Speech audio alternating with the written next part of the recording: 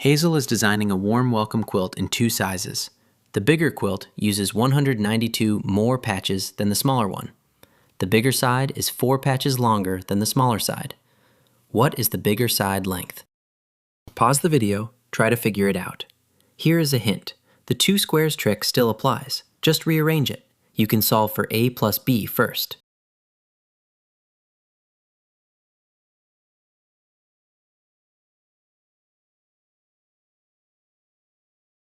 Let us name what we know.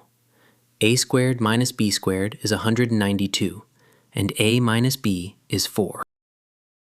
The 2 squares trick says a squared minus b squared equals a plus b times a minus b. Substitute.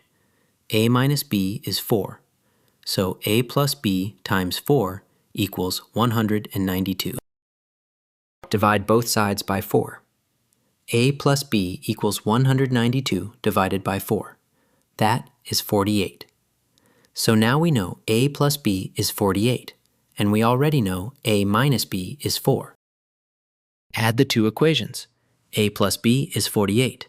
A minus b is 4. When you add them, the b's cancel. You get 2a equals 52, so a equals 26. Let us check. If a is 26 and a minus b is 4, then b is 22. 26 squared is 676. 22 squared is 484. 676 minus 484 equals 192. The numbers match.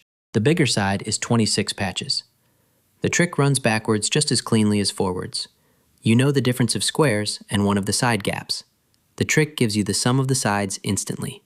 Sum plus difference divided by 2 gives the bigger side. This same reverse logic shows up in the next 2 levels too.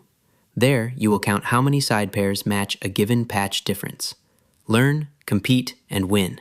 Visit competitivekids.org.